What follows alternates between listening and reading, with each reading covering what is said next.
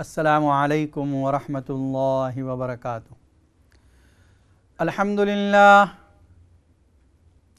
للہ فاطر السماوات والارض جاعل الملائکۃ رسلا اولی اجنحۃ مثنی وثلاث ورباع یزید فی الخلق ما یشاء ان اللہ علی کل شیء قدیر۔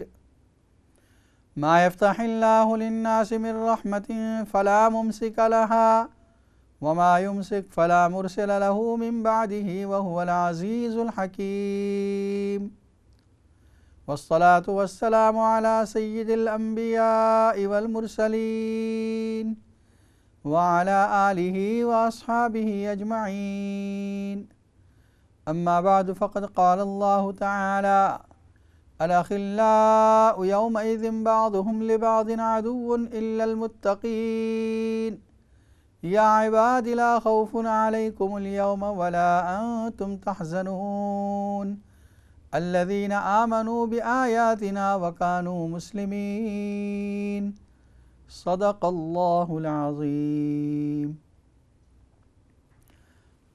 ناظرین کرام، اس وقت آپ دیکھ رہے ہیں اقرا ٹی وی پر لائیو Q&A کا پروگرام۔ یہ پروگرام اسکائی پر 742 پر دیکھا جا سکتا ہے۔ انٹرنیٹ کے ذریعے دنیا بھر میں اقرا.tv کے ذریعے دیکھا جا سکتا ہے، اور یہ پروگرام منڈے ٹو فرائیڈے، پیر سے لے کر جمعے تک اسی وقت نشر ہوتا ہے۔ پروگرام کی ترتیب اس طرح پر ہے کہ شروع میں کسی موضوع پر گفتگو ہوتی ہے، اور اس کے بعد آپ کے لیے لائیو کالوں کا سلسلہ جاری کیا جاتا ہے، جس میں آپ دینی سوالات کے جوابات یا اپنی پریشانیوں کا حل قرآن و سنت کی روشنی میں معلوم کرتے ہیں۔ سورہ زخرف کی آیت نمبر 67 آیت پڑھی گئی ہے۔ یہاں سے مضمون قیامت کا ہے، جس میں اللہ تعالیٰ یہ فرماتے ہیں: الاخلاء یومئذ بعضهم لبعض عدو۔ دنیا میں جو ایک دوسرے کے دوست بنے ہوئے ہیں، قیامت میں یہ ایک دوسرے کے دشمن بن جائیں گے۔ یعنی وہ لوگ جو کفر کے لیے ایک دوسرے کی دوستی رکھے ہوئے ہیں، شرک اور گناہوں کے لیے ایک دوسرے کا ساتھ دے رہے ہیں، قیامت کے دن یہ آپس میں دوست نہیں بلکہ دشمن ہوں گے۔ فرمایا نبی اکرم صلی اللہ علیہ وسلم نے کہ دو دوست مومن ہیں، دو دوست کافر ہیں۔ جب وہ دوست مومن جو ہیں ان میں سے ایک کا انتقال ہوگا، رب کے سامنے وہ حاضر ہوگا، اور رب تعالیٰ اس کو نعمتوں سے نوازیں گے، تو وہ کہے گا کہ یا اللہ، میرے اس دوست کو جو مجھے نیکی کے لیے بلایا کرتا تھا، میرے اس دوست کو جو میری ہدایت کے لیے کوششیں کرتا تھا، میرے اس دوست کو بھی ایسا اجر عطا فرمانا، اس کو دنیا میں اب ہدایت پر ہی باقی رکھنا، اس حال میں اس کی جان قبض کرنا کہ تو اس سے راضی ہو۔ جب وہ دوسرے دوست کا انتقال ہوتا ہے، اللہ کے سامنے وہ بھی پیش ہوتا ہے، اور یہ دونوں کو اللہ ملا دیتے ہیں۔ اجر و ثواب کے اعتبار سے یہ دونوں ایک مقام پر ہیں۔ اللہ تعالیٰ فرماتے ہیں تم دونوں ایک دوسرے کی تعریف کرو۔ وہ دونوں ایک دوسرے کے بارے میں کہتے ہیں کہ بہترین دوست ہے یہ آدمی، وہ دوسرا کہتا ہے کہ یہ بھی بہترین دوست ہے، ہم ایک دوسرے کی بھلائی کی فکر کرتے تھے، نیکیوں پر ایک دوسرے کو بلایا کرتے تھے۔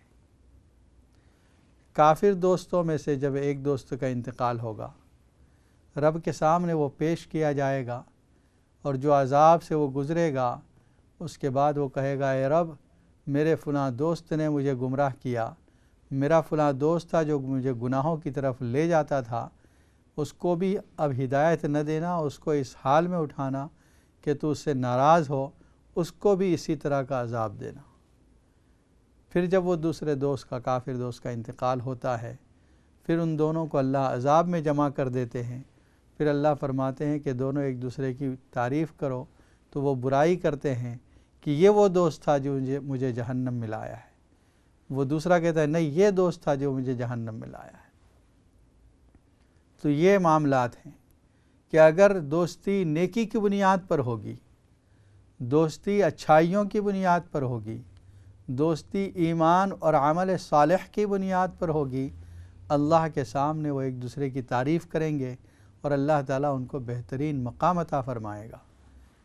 الاخلاء یومئذ بعضهم لبعض عدو الا المتقین، آگے الا المتقین کے لفظ سے استثناء آ گیا، ایکسپٹ وہ لوگ، سوائے وہ لوگ جو متقین ہیں، پرہیزگار ہیں، ان کا یہ حشر نہیں ہوگا کہ وہ ایک دوسرے کے دشمن بنیں گے، بلکہ حدیث میں آتا ہے قیامت کے دن اللہ تعالیٰ ان لوگوں کو جو ایک دوسرے کے لیے اللہ کے لیے محبت کرتے تھے، ایک دوسرے کے ساتھ دوستی رکھتے تھے، صرف دین کی بنیاد پر، دینی نیکیوں کی بنیاد پر اور دینی معاملات کی بنیاد پر وہ دوست بنے تھے، اللہ تعالیٰ ان کو اپنے عرش کے سائے میں رکھے گا، جس دن عرش کے سائے کے سوا کوئی سایہ نہ ہوگا۔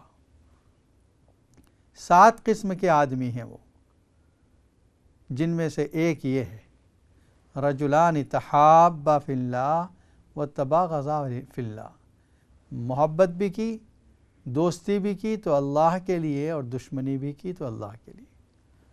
الذین آمنوا بآیاتنا وکانوا مسلمین، جو ہماری آیات پر ایمان لائے اور وہ فرما بردار تھے۔ ادخلوا الجنۃ انتم وازواجکم تحبرون، اللہ تعالیٰ ان کو جنت میں داخل فرمائیں گے۔ یہ متقین، یہ دوست جن کو اللہ تعالیٰ نعمتوں سے نوازیں گے، جنت میں ان کا مقام ہوگا۔ ناظرین کرام، اس وقت آپ دیکھ رہے ہیں قرا ٹی وی پر لائیو Q&A کا پروگرام۔ اگر آپ کے ذہن میں کوئی سوال ہے تو آپ بھی اسٹوڈیو کے نمبر پر فون کر کے معلوم کر سکتے ہیں۔ ایک کالر لائن پر موجود ہے۔ السلام علیکم ورحمۃ اللہ وبرکاتہ۔ وعلیکم السلام ورحمۃ اللہ وبرکاتہ۔ مولانا صاحب، آپ کا بہت اچھا بیان ہے۔ اگر دوستی اللہ کی خاطر کی جائے تو پھر تو اس میں تو کوئی برائی نہیں ہوگی اور کوئی مایوسی نہیں ہوگی، کسی قسم کا کوئی پچھتاوا آپ کو نہیں ہوگا۔ بالکل۔ لیکن اگر آج کل ہم لوگ دنیا میں ہی جنت بنانے کی کوشش میں لگے رہتے ہیں کہ دنیا کو ہی جنت بنا لیں، تو امر بالمعروف اور نہی عن المنکر کا کہ کس کو پرواہ ہے، اور جو جنت اور دوزخ کی کیا پرواہ ہے، جب دنیا میں ہی اتنی کوشش کریں کہ سب کچھ بھول کے بس دنیا کو ہی جنت بنا لیں۔ جی جی، اس کے اوپر تھوڑا روشنی ڈالیں پلیز۔ ٹھیک ہے، انشاءاللہ یہ بتاتے ہیں۔ السلام علیکم۔ مزید ایک کال کو شامل کرتے ہیں۔ السلام علیکم ورحمۃ اللہ وبرکاتہ۔ وعلیکم السلام ورحمۃ اللہ وبرکاتہ۔ اچھا، ابھی آپ جو سورہ زخرف کی جو آیت پڑھے تھے اس کا نمبر کیا ہے اور اس کا شان نزول کیا ہے؟ مجھے جی جی، شان نزول ٹھیک ہے، بتا دیں انشاءاللہ۔ اچھا، السلام علیکم۔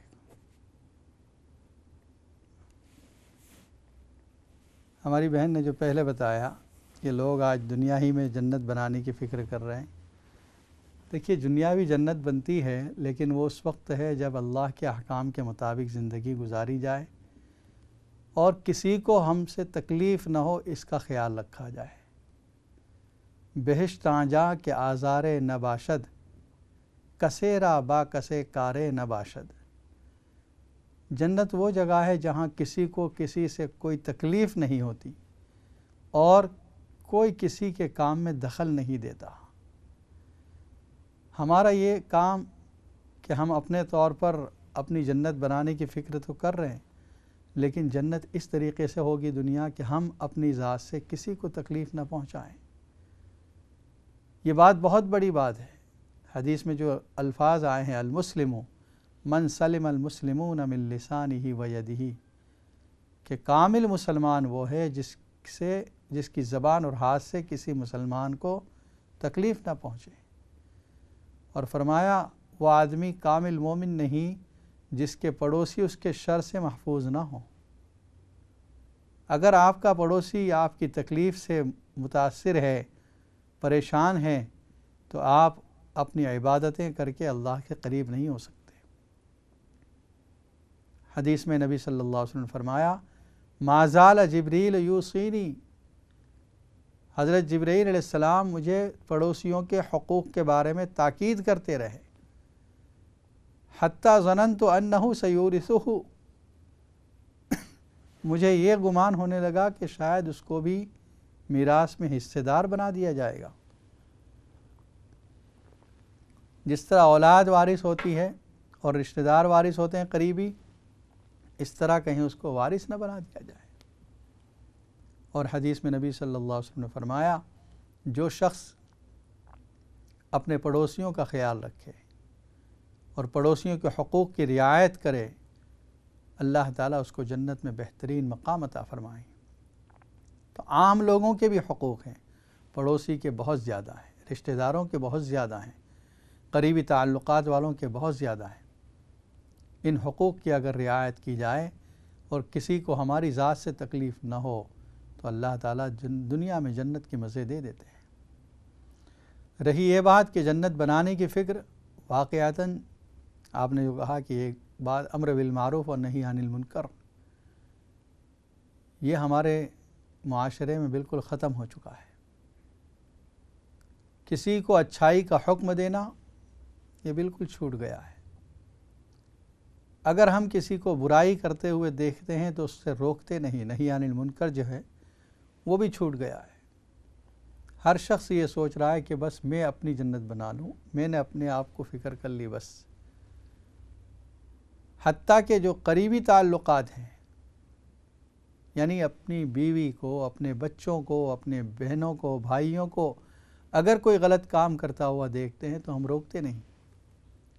یہ وہ رشتہ داریاں ہیں، یہ وہ تعلقات ہیں جن کے بارے میں پوچھا جائے گا۔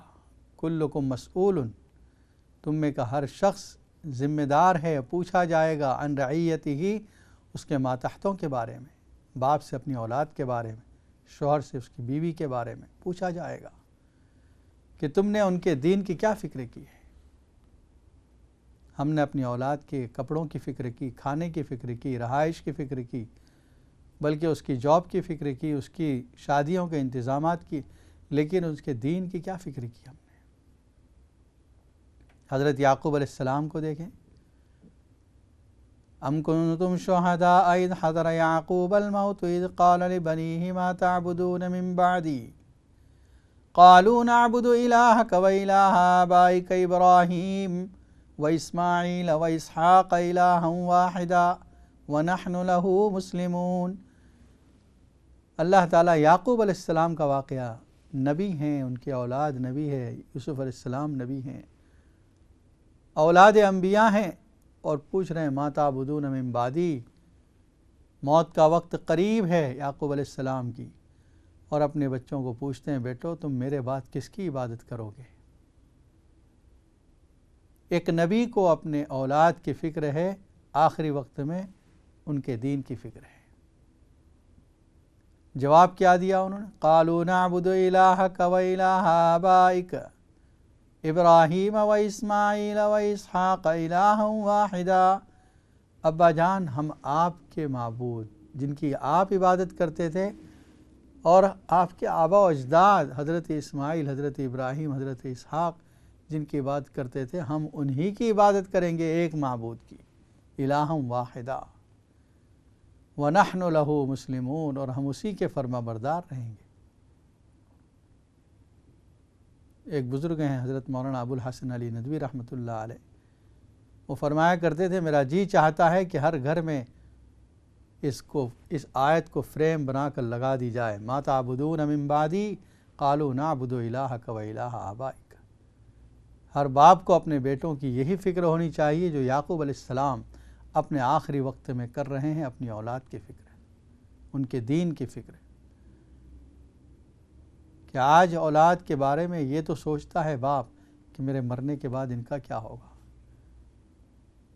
لیکن نبی کی فکر کیا ہے کہ ان کے مرنے کے بعد ان کا کیا ہوگا، میری اولاد جب مرے گی تو ان کا کیا ہوگا۔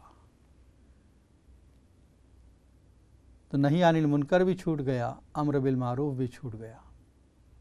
حدیث میں آتا ہے من رآ منکم منکرا فلیغیرہ بیدی، جو تم میں سے کسی برائی کو ہوتے ہوئے دیکھے اس کو اپنے ہاتھ سے بدل دے۔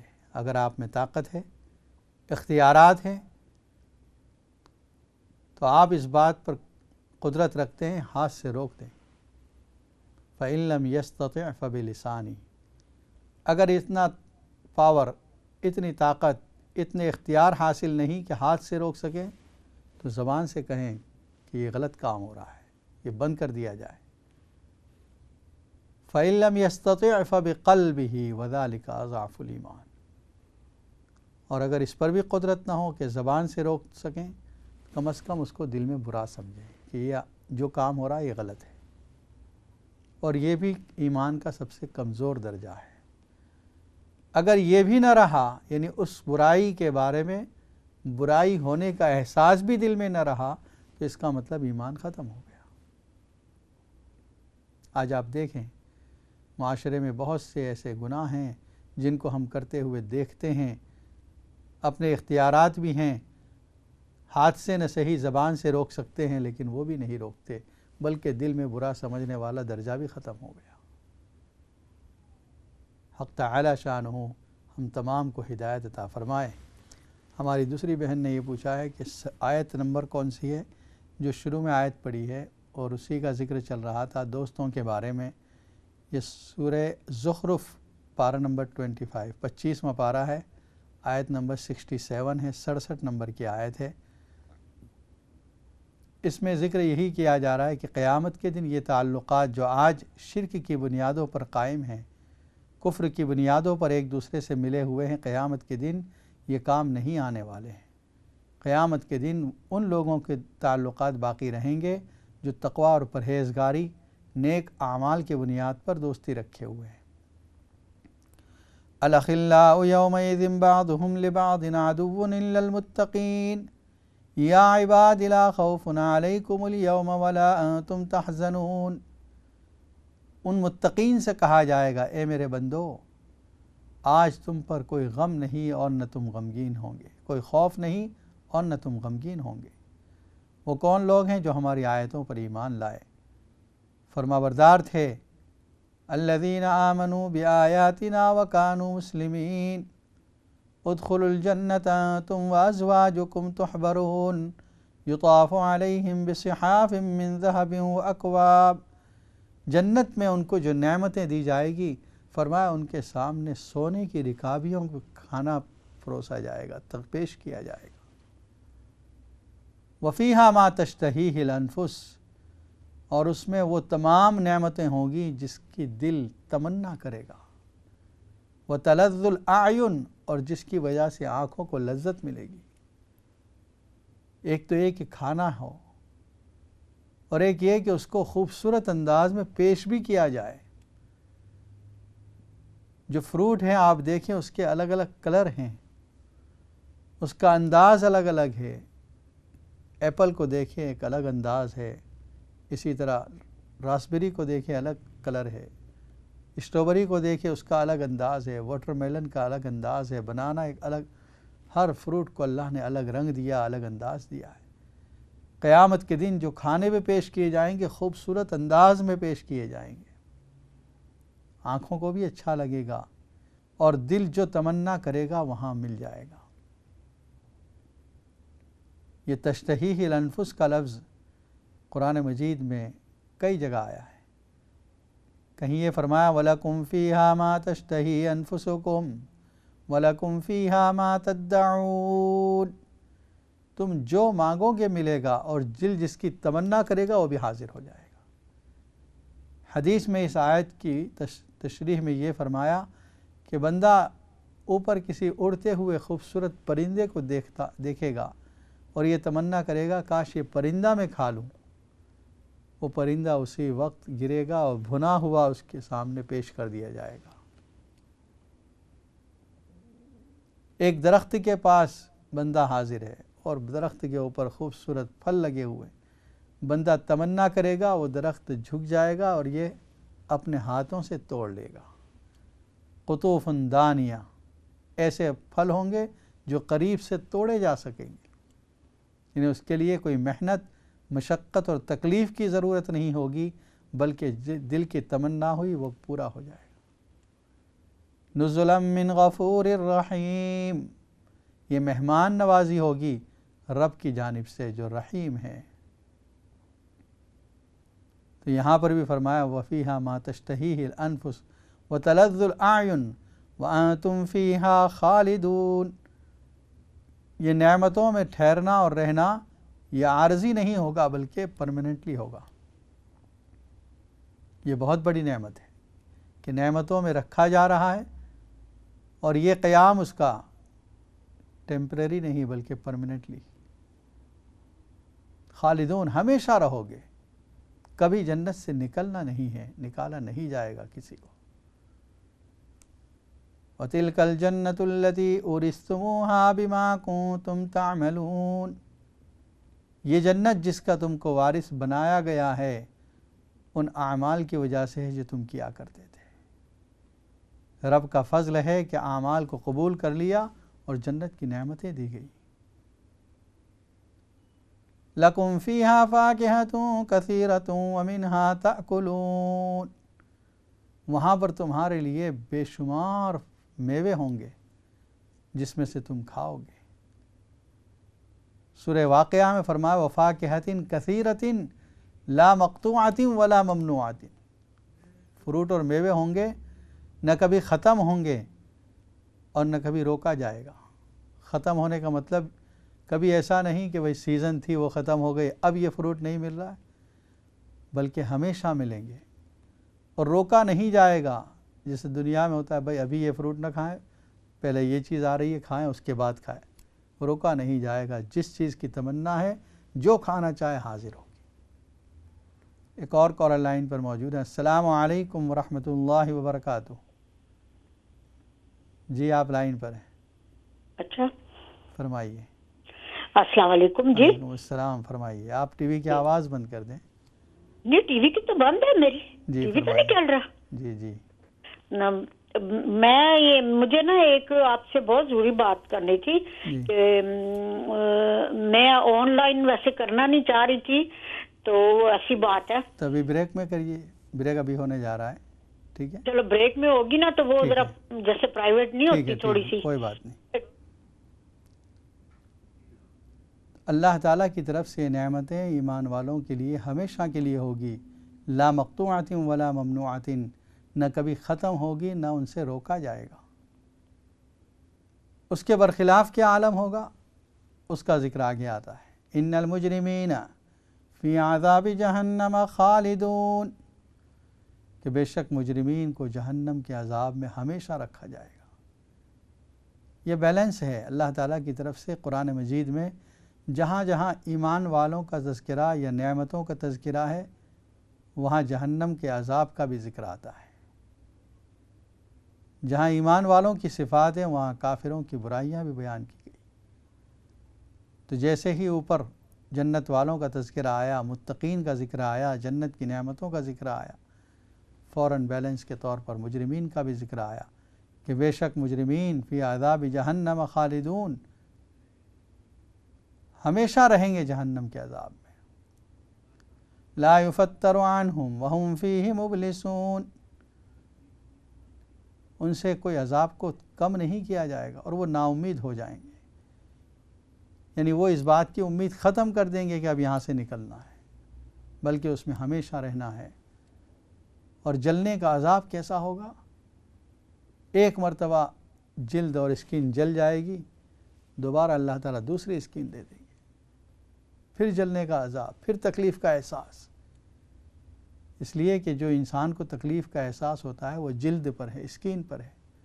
اسکن ختم ہو گئی، ہڈی پر تکلیف کا احساس نہیں ہے۔ کلما نضجت جلودہم بدلناہم جلودا غیرہا لیذوقوا العذاب، جب کبھی ان کی چمڑی اسکن ختم ہو جائے گی اللہ تعالیٰ دوبارہ اس کو دے دیں گے نئی جلد، تاکہ پھر سے تکلیف کا احساس ہو، لیذوقوا العذاب، تاکہ وہ تکلیف کا احساس کریں، مزہ چکھیں۔ وَكَانَ اللَّهُ عَزِيزًا حَكِيمًا، اللہ تعالیٰ زبردست ہے، حکمت والا ہے۔ اس کی حکمت عذاب کے ذکر میں اس کی حکمت ہے، عذاب کے دینے میں اس کی حکمت ہے، انبیاء کرام کے بھیجے جانے میں اس کی حکمت ہے، کتابوں کے دیے جانے میں اور نازل کیے جانے میں اللہ کی حکمت ہے۔ ناظرین کرام، بریک کا وقت ہوا چاہتا ہے، آپ کے سوالات بریک کے بعد بھی لیے جا سکیں گے۔ السلام علیکم ورحمۃ اللہ وبرکاتہ.